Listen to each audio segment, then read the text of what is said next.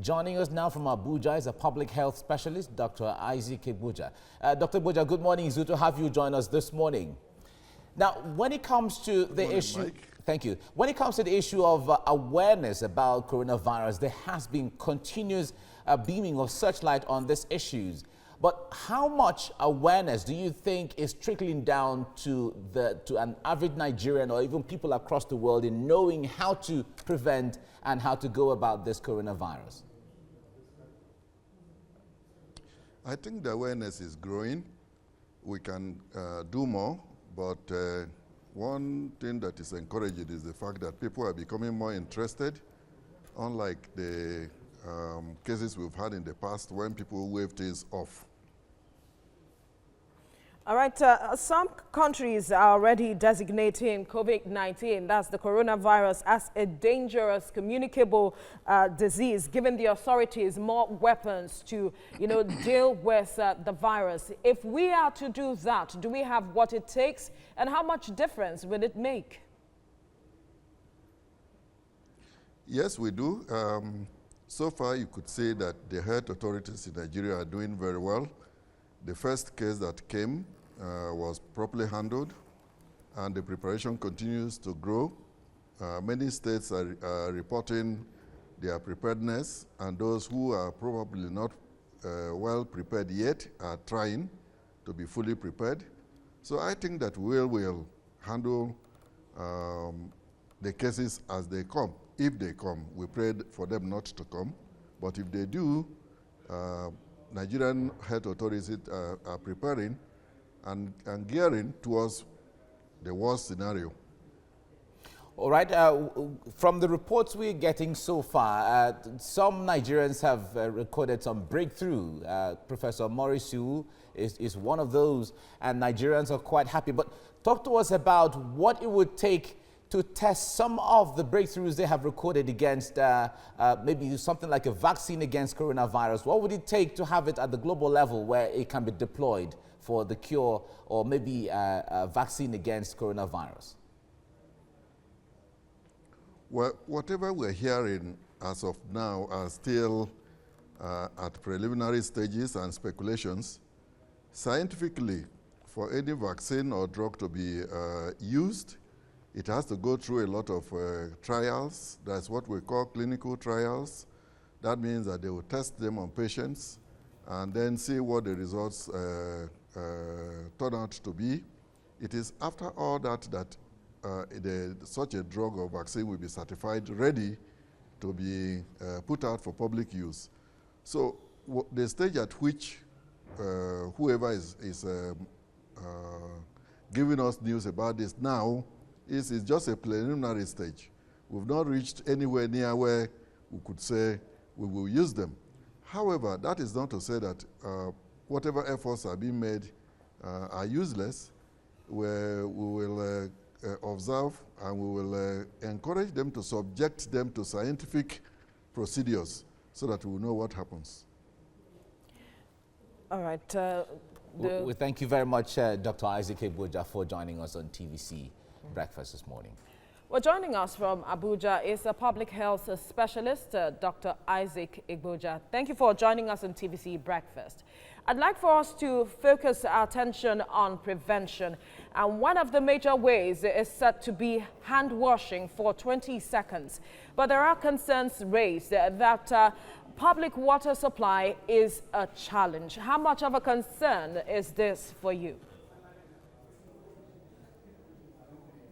Well, you have alternative. If there is no water, you can use sanitizer that is alcohol-based, but there should be water around, especially in public places, in toilets and schools where there are lots of people. All right. Now, we have seen lots of videos and lots of comments and tweets from people with the rumors of different things people should take to prevent the coronavirus. I know you would have heard of people saying that they can take garlic or take chloroquine or even drink hand sanitizers and things like that. It still tells that the level of awareness concerning this is not as entrenched as one would expect. How troubling is that? Well, it could be worrisome if people believe in things that are not true or that are not accurate.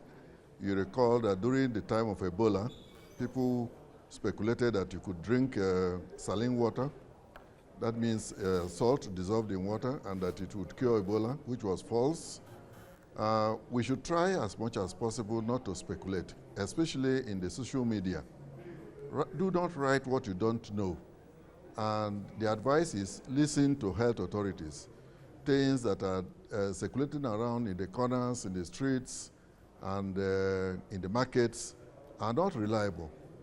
And people should not follow those who don't know the way themselves. Listen to the health authorities if you're in a state. I'm sure your Commissioner for Health will be briefing and will be giving information.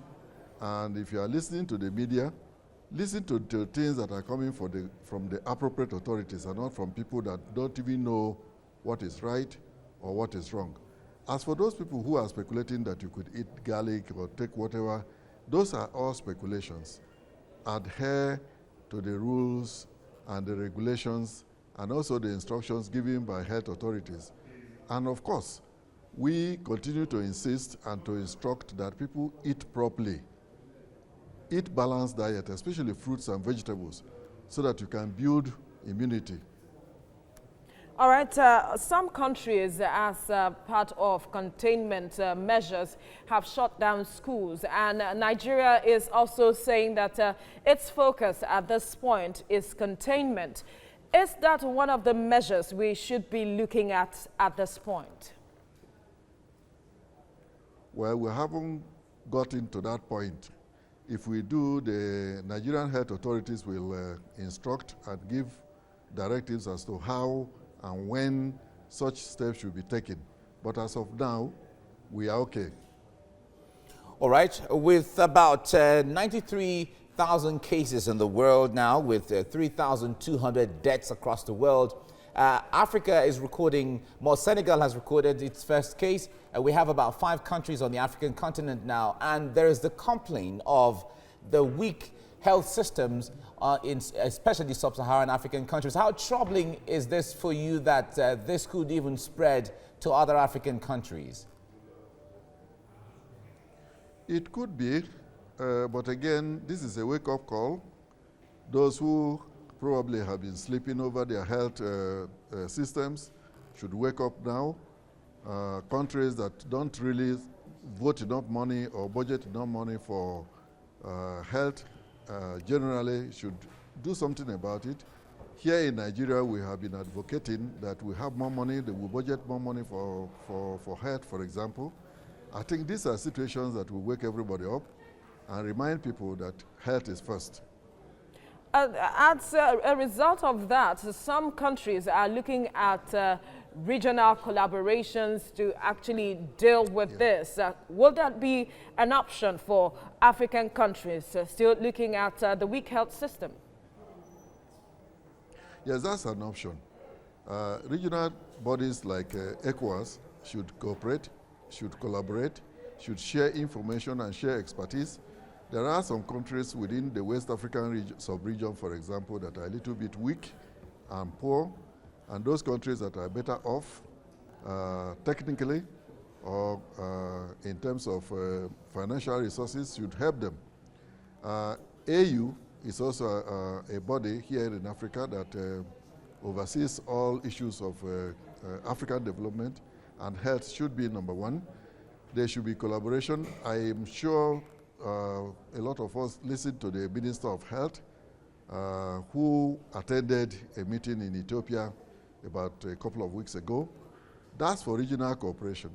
Those kinds of meetings, those kinds of collaboration, those kinds of sharing of information and expertise should continue.